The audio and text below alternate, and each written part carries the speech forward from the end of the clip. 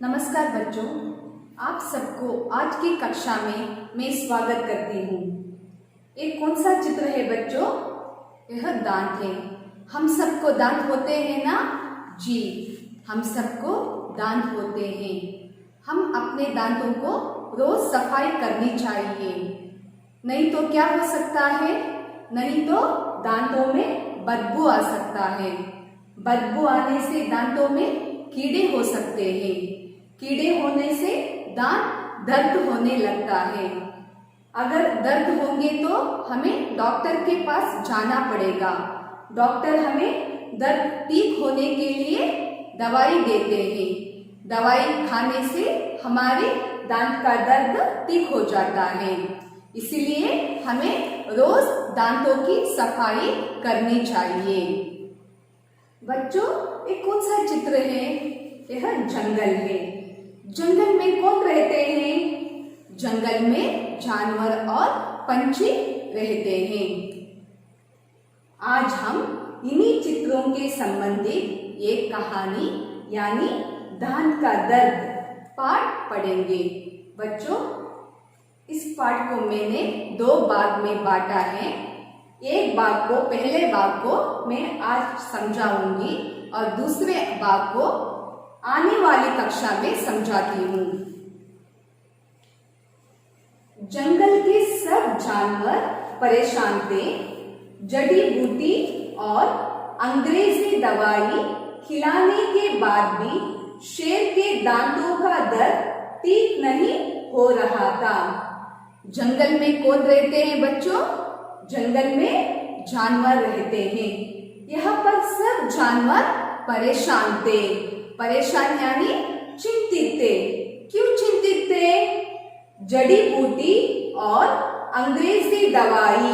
जड़ी बूटी यानी वनौषधि, जंगल में मिलने वाली पत्तों से बनाने वाली औषधि, उसे जड़ी बूटी कहते हैं। अंग्रेजी दवाई यानी इंग्लिश मेडिसिन खिलाने के बाद भी शेर के दांत का दर्द वैसा ही था, ठीक नहीं हो रहा था। इसलिए सब जानवर परेशान थे। अगर बच्चों हमारी तबीयत ठीक नहीं है तो हमारे घर वाले चिंतित होते हैं ना, परेशान होते हैं ना। उसी तरह यहाँ पर सब जानवर शेर के लिए परेशान थे, क्योंकि सब जानवर शेर से प्यार करते थे। चंपू बंदर शहर जाकर किसी डॉक्टर को लाने को भी तैयार था। चंपू बंदर, इधर बंदर का नाम चंपू है। बंदर पुल्लिंग शब्द है और स्त्रीलिंग शब्द बंदरिया। बंदर बंदरिया। शहर, शहर शब्द का विलोम शब्द है गांव। चंपू बंदर शहर जाकर किसी डॉक्टर को लाने को भी तैयार था। बंदर शहर जाने के लिए तैयार था। बच्चों, अगर हमारी तबीयत ठीक नहीं है तो हमारे घर वाले हमें डॉक्टर के पास लेकर जाते हैं। उसी तरह बंदर शेर के लिए दवाई लाने के लिए तैयार था। पर मौसीराम हाथी ने समझाया, ऐसी बात तो करो नहीं। शेर का इलाज करने वाला कौन डॉक्टर आने की हिम्मत करेगा? किसे अपनी जान गंवानी है? पर मौसीराम हाथी, हाथी का नाम है मौसीराम। हाथी पुल्लिंग शब्द है, स्त्रीलिंग शब्द हथिनी। हाथी ने समझाया, ऐसी बात तो करो नहीं, ऐसे सोचो ही मत, ऐसी बात करो नहीं। शेर का इलाज करने वाला कौन डॉक्टर आने की हिम्मत करेगा? शेर को देखने के लिए कौन डॉक्टर शेर के पास आएगा? किसको भी हिम्मत नहीं है। अगर कोई भी आएगा तो शेर उसे खा जाएगा। किसे अपनी जान गंवानी है? सबको अपनी जान प्यारी है। गंवानी यानी खोनी है। किसी को भी अपनी जान खोनी नहीं है। चंपू लोमड़ी ने तो मोती कुत्ते से यह तक कहा, हमारे जंगल के राजा दर्द से इस तरह तड़प रहे हैं और हम सब तमाशा देख रहे हैं। लोमड़ी कुत्ते से कहती है, यहाँ तक कहा हमारे जंगल के राजा दर्द से तड़प रहा है। बच्चों, जंगल के राजा कौन है? जंगल के राजा शेर है।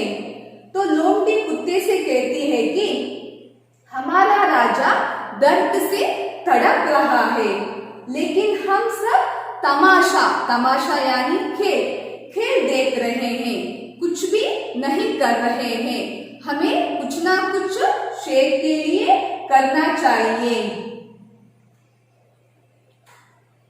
शहर जाकर अपने मालिक से कहो कि वह कंप्यूटर पर इंटरनेट से ऐसी दवा तलाशे जो हमारे राजा को दर्द से छुटकारा दिलाए। शहर शब्द का विलोम शब्द है गांव। अपने मालिक से कहो। बच्चों, हमारे घर में कुत्ते और बिल्लियां होते हैं ना, हम उसके मालिक हो गए। उसी तरह कुत्ते का मालिक शहर में रहता है, तो शहर में जाकर मालिक से कहो, शहर में रहने वाले मालिक से कहो कि कंप्यूटर पर इंटरनेट से ऐसी दवा तलाशे। आपको पता है, अगर कंप्यूटर में इंटरनेट में हमें कुछ भी जानकारी चाहिए तो हमें तुरंत मिल जाती है। अगर कुछ भी दवा की जानकारी मिलेगी तो हम उसे शेर को दे सकते हैं। इससे शेर को दर्द से छुटकारा दिला सकते हैं। उस जानकारी से हम शेर के दर्द को छुटकारा दिला सकते हैं। मोती ने हैरानी जताई, अरे चंपो, तुझे बड़ी जानकारी है, तू तो कंप्यूटर के बारे में भी जानती है।